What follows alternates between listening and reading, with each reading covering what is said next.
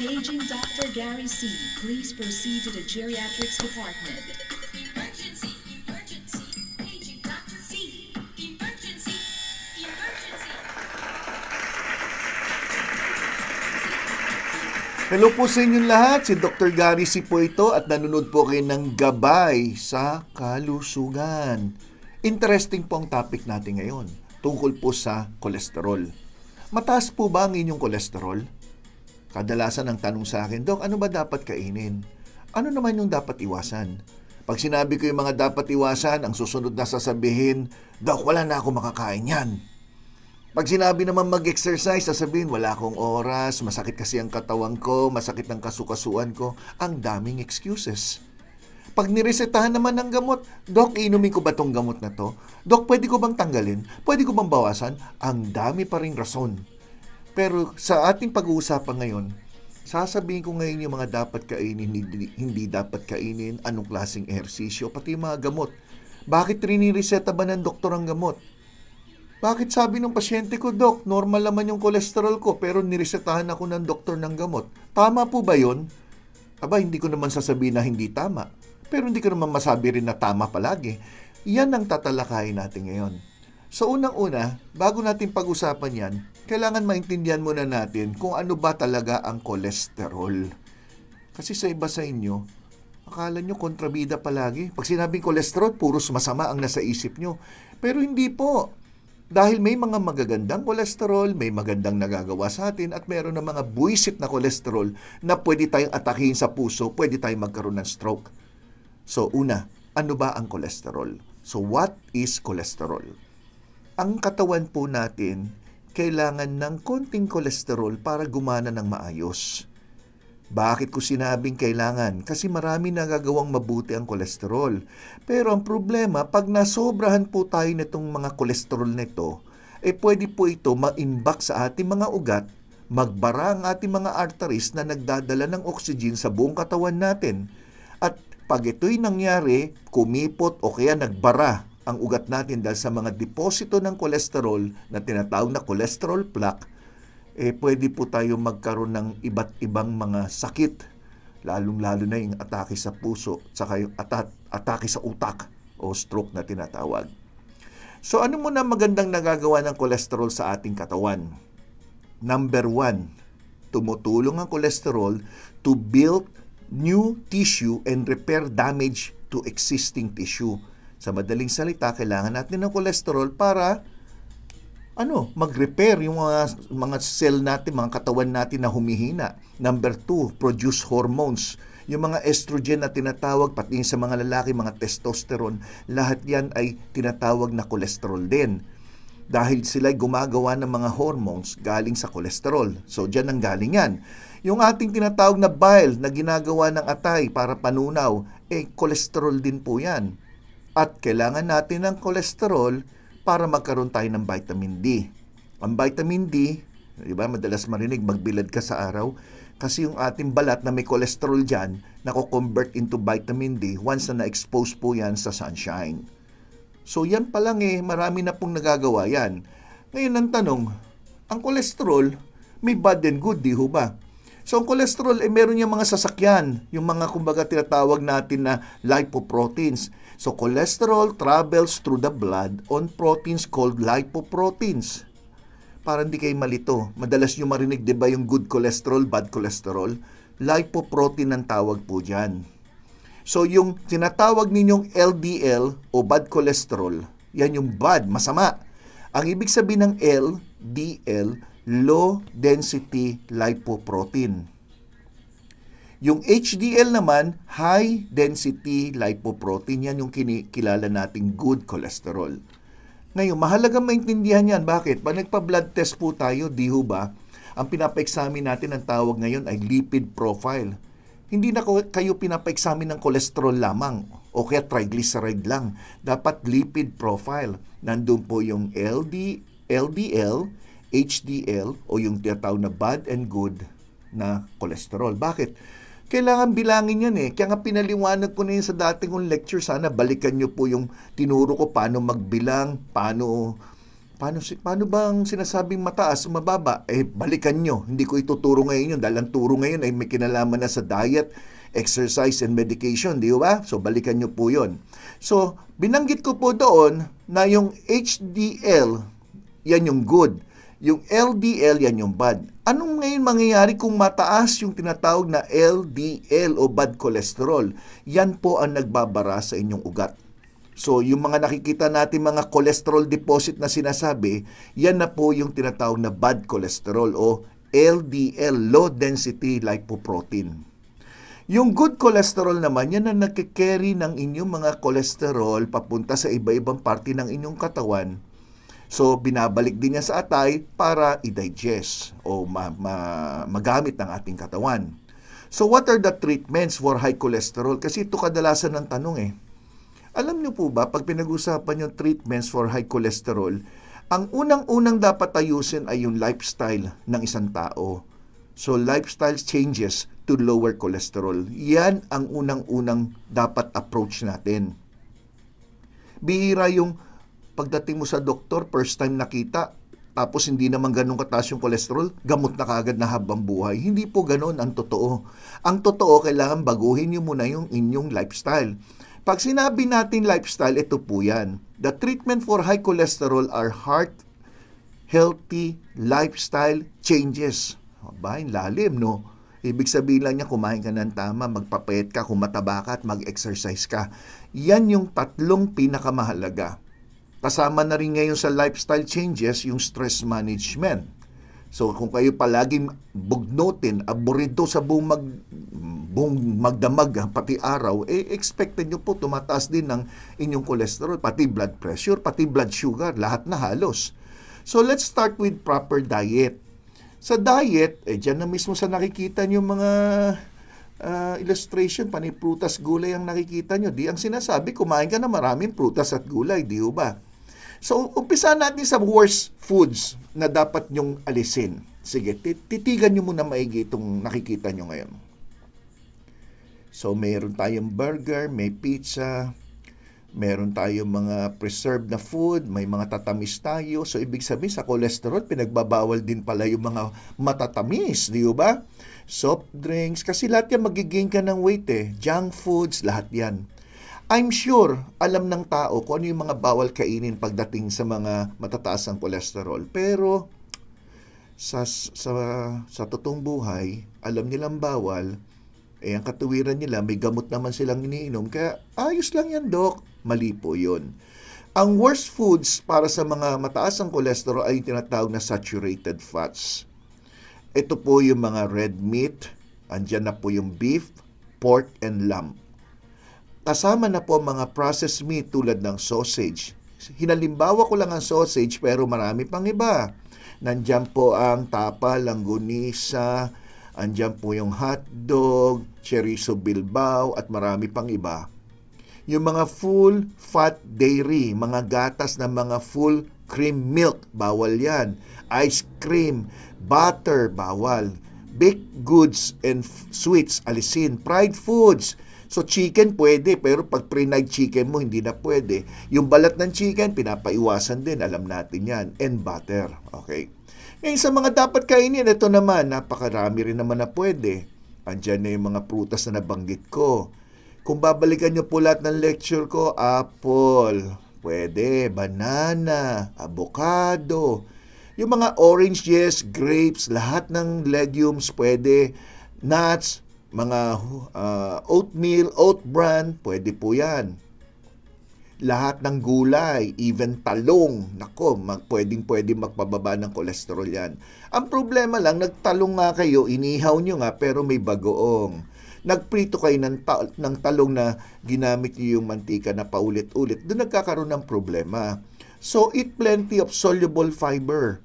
So, ano ba yung mga soluble fiber? Nakakatulong niya sa digestive tract nyo. At the same time, ina-absorb nito yung cholesterol. Maganda pa yung pagdumi nyo. Example, whole grain cereals, oatmeal, oat bran, lahat ng prutas, apples, banana, orange, pears, prunes, legumes tulad ng mga kidney beans, lentils, peas, lima beans, lahat ng nuts, maganda. Walnut, ano pa, almond, Lahat yan, pwede yan. Hindi nakakataas ng kolesterol yan. Huwag nyo lang prinito yung mga yan, okay? Ngayon, pagdating naman sa fruits and vegetable, tatanungin, anong bawal kainin na fruits and vegetable? Halos wala. Dahil lahat ng prutas at gulay pwedeng kainin ng mga tao mataas ang kolesterol. May magsasabi, ay mahal-mahal kasi ng prutas. Wala na po akong magagawa. Kung namamahal lang kayo sa prutas pero namumurahan naman kayo sa pagbili ng masayang chicken. Alam niyo na ibig ko sabihin. Namumurahan kayo, pagkakain kayo ng mga top silog, long silog, mura ba yun? Nasa sa inyo po yan. Pero pagdating naman sa mga isda, lahat ng isda ay mayaman halos sa omega-3 fatty acid. So, itong mga omega-3 fatty acid nagpapababa ng bad cholesterol at tinataas naman ang inyong good cholesterol. Yan ang kagandahan sa omega-3 fatty acid. Bangus, salmon, mackerel. Dok, mahal yung mga yan. Ay, wala na tayong magagawa ulit. Kasi kung dilis naman bibilin mo, walang fatty acid sa dilis. Walang taba kasi yun.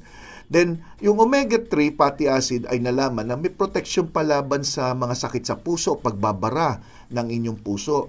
Dahil meron tong parang tumutulong na medyo hindi mamuo ang dugo nyo. So, nakakatulong to avoid blood clots at inflammation o pamamaga ng mga ugat. Sa ganung paraan, nare-reduce din ito ang chance na magkaroon kayo ng heart disease. So, tulad ng sinabi ko, salmon, tuna, mackerel, magandang source ng, ng omega-3 fatty acid. Number 4, limit nyo na po ang pagkain ng maalat. Bagamat yung alat na paglimit nyo, hindi naman magpapababa ng kolesterol, yung paglimit nyo ng pagkain ng maalat, makakatulong po ma-normalize ang inyong blood pressure. You should limit the amount of salt that you eat, not more than 2,300 milligrams, about 1 teaspoon of salt a day lang. Hindi yan isang kainan sa buong araw na po yan. Okay? So, sasabihin na naman Dok, wala nang alat. Nung bata ka, marami ka naman nakain na siguro ng alat Ngayon naman na may edad ka at may sakit ka, ano ba na maisakripisyo mo na yan? Di ba? So, limiting your salt will not lower your cholesterol, but it will lower your risk of heart disease by helping your blood pressure makontrol. Yan ang ibig sabihin dyan. Number 5, limit nyo na po yung pag-inom ng alcohol, lalo na yung mga unli alcohol. Dahil ang alcohol nagbibigay ng extra calories, extra weight. The more every weight ng isang pasyente, mas mataas ang kanilang bad cholesterol at mababa ang kanilang good cholesterol. Yan ay base na po sa mga pag-aaral. Limit natin ang amount ng mga saturated fat na tinutukoy na trans fat. So yung mga trans fat na yan yung mga halos mga junk foods, no? Iwasan nyo, mga french fries, mayo, yung mga yan. Eat and drink only low calories or enough calories na masustain lang yung inyong timbang at yung strength ng katawan nyo para ma-avoid natin na magkaroon ka ng weight gain. Weight management is very important. Bakit? Alam naman yun lahat, di ba? Kung bakit importante ang weight management. Bakit? Isa sa sakit na kadalasan na kikitaan natin ngayon ay yung tinatawag na metabolic syndrome. Ang metabolic syndrome na nakikita sa mga overweight na nalaman na mataas ang bad cholesterol. Ito ay group of risk factors katulad ng high triglyceride, mababang good cholesterol, mataas ang timbang at ang waistline nila, pag lalaki ay lampas sa 40 inches at ang babae naman ay lampas sa 35 inches. High risk na magkaroon ng metabolic syndrome. So ingat na po tayo. Then increase natin ang physical activity. Everyone should get at least a minimum of 30 minutes. 30 minutes a day na exercise. Walking lang pwede na. Kung bata-bata, brisk walking. Kung may stationary bike, mas maganda stationary bike. Kasi stationary bike, nakaupo ka lang, lahat ng bigat mo nandun sa silya, hindi nahirapan ng inyong tuhod at talampakan, di ba? So, pwede nyong itry yan. So, 30 minutes a day ang sinasabi. Everyday kung kaya, kung hindi, at least 3 to 4 times a day. Manage nyo ang inyong stress. Ayun naman, mas pinakamahirap ngayon. Marami akong pasyente, ang dahil nila yung stress sa buhay, ang dahilan ng sakit nila. Totoo po yun. So, mga research ngayon, sinasabi na ang chronic stress ay nagpapataas ng bad cholesterol at bumababa ang inyong good cholesterol. Hirap. Dapat talaga may time kayo. Panoodin nyo po yung mga tinuro ko sa stress management. Then, quitting smoking is very important. tigilan na yung Yossi, wala kayong mapapala dyan. Kada hit-hit nyo, bumababa po yung good cholesterol. At hindi lang yan, kumikipot pa yung ugat ninyo dahil sa nicotine deposit. Okay, gusto nyo ba yon? So, nasa sa inyo, life is a choice di ba? If lifestyle changes are not enough, nag-diet ka na, hindi ka na sigarilyo, di ka umiinom, lahat ginawa mo pero still, mataas pa rin ang cholesterol mo, kailangan magpatingin kayo sa doktor. At sa ngayon, napakarami na pong gamot na maaari makatulong para ma-manage po ang inyong pagtaas ng cholesterol. The most common type of drug na nagpapababa ng cholesterol na prescribe ngayon ng mga doktor ay yung tinatawag na statin. Yung statin po, binablock nito yung pathway. The pathway of your body uses to create cholesterol. So ibig sabihin binablock nito yung paraan kung saan yung inyong katawan ay gumagawa ng cholesterol mula sa kinakain yung mga taba. Yun ang trabaho niya. Parang hinahadlagan, ini-inhibit. So ano ba yung mga common na statins na nabibili sa market? Yung mga alam na alam ninyo. Atorvastatin, rosuvastatin, simvastatin. Yung unang tatlo na yan, halos kilalang-kilala yan ng mga tao eh. Meron din fluvastatin, lovastatin, pitavastatin, at saka brastatin, pravastatin. Lahat may statin sa dulo. So ngayon, ang tanong, ano ba dyan ang nababagay sa iyo? So, bahala na yung doktor kung anong napupusuan niyang ireseta sa inyo. At merong mga reason kung bakit ito binibigay. Compare mo dito sa isa. Bakit? Number 1, meron kasi dyan na iniinom na mas lesser ang possibility na magkaroon ka ng mga side effects tulad ng sakit-sakit na mga kalam na kasukasuhan. Meron naman dyan iniinom maski na pagkatapos kumain. Meron naman iniinom dyan sa gabi bago matulog. So, depende sa doktor kung anong ipapayo niya sa inyo base sa nakita niya na iba pang sakit nyo.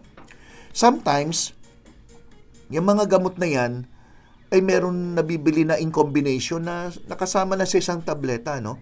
Na ibang gamot like may amlodipine yung iba o kaya may iba pang gamot na pampababa din ng cholesterol o may niacin na vitamin B3, depende sa combination, no?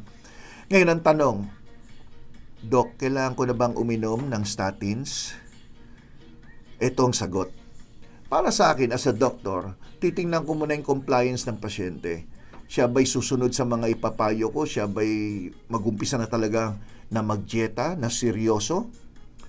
Siya ba'y mag-exercise? Susunod ba sa mga advice ko pagdating sa mga tanggal ng bisyo, alak? Yan. Papagawa ko muna yan sa loob ng mga 1 buwan. Pero pag nakita ko ang kanyang total cholesterol sa yung mga bad and good, talagang nagloloko lahat.